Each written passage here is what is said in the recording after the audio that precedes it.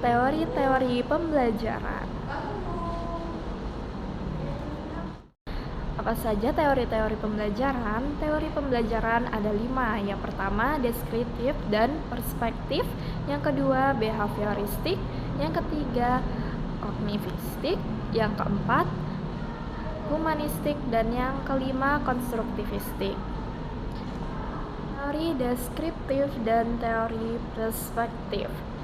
Teori deskriptif adalah teori yang menjelaskan tujuan dari proses belajar, sedangkan teori perspektif adalah teori yang mengutamakan tujuan optimal dari metode pembelajaran tersebut.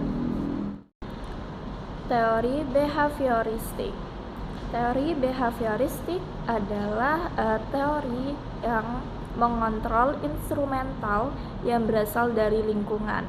Pada teori ini, seseorang dianggap telah belajar sesuatu jika ia dapat menunjukkan perubahan tingkah lakunya.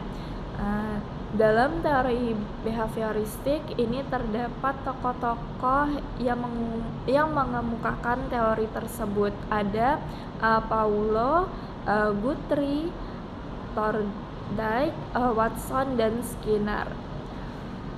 Menurut tokoh Pavlov, proses di mana suatu stimulus atau rangsangan yang awalnya tidak memunculkan respon tertentu diasosiasikan dengan stimulus kedua yang dapat memunculkan hasilnya. Stimulus pertama pun dapat memunculkan respon. Kemudian behavioristik menurut Guthrie, di mana teori behavioristik ini merupakan azas belajar Guthrie. Yang utama adalah hukum, yaitu gabungan stimulus-stimulus yang disertai suatu gerakan pada waktu timbul kembali cenderung akan diikuti oleh gerakan yang sama. Kemudian menurut Watson, belajar sebagai proses interaksi antara stimulus dan respon, namun stimulus dan respon yang dimaksud harus berbentuk tingkah laku yang dapat diamati dan dapat diukur. Yang selanjutnya ada menurut Skinner, yaitu membedakan respon menjadi 2. Respon yang timbul dari stimulus tertentu dan operan respon yang timbul dan berkembang karena diikuti oleh perangsang tertentu. Dan yang terakhir dari Thorndike, belajar dapat dilakukan dengan mencoba-coba. Mencoba-coba ini dilakukan manakala seseorang tidak tahu bagaimana harus memberikan respon atas sesuatu. Seseorang mungkin akan menemukan respon yang tepat yang berkaitan dengan persoalan yang dihadapinya.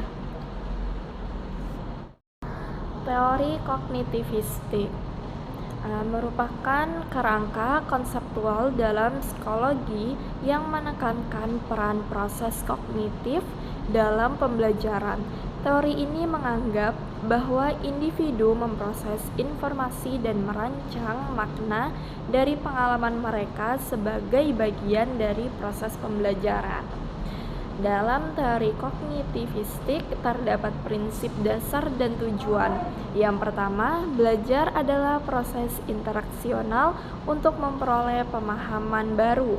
Yang kedua, tujuan utamanya adalah membantu guru memahami muridnya. Dan yang ketiga, psikologi kognitif mengembangkan sistem psikologis yang berguna dalam pendidikan. Yang keempat, konstruksi prinsip-prinsip belajar secara ilmiah untuk hasil yang produktif. Dan yang terakhir ada menjelaskan bagaimana pemahaman atas diri dan lingkungan mempengaruhi perilaku dan mencapai tujuan individu. Adapun contoh praktek belajar dari teori kognitivistik. Yang pertama, pembelajaran berbasis masalah atau problem based learning. Yang kedua, pembelajaran berbasis diskusi dan debat. Yang ketiga, pembelajaran berbasis proyek, dan yang terakhir ada pembelajaran umpan balik. Selanjutnya ada teori humanistik. Teori humanistik adalah sebuah teori belajar yang mengutamakan pada proses belajar, bukan pada hasil belajar. Teori konstruktivistik mengakui bahwa peserta didik akan dapat menginterpretasikan informasi ke dalam pikirannya hanya pada konteks pengalaman dan pengetahuan mereka sendiri, pada kebutuhan, latar belakang, dan minatnya.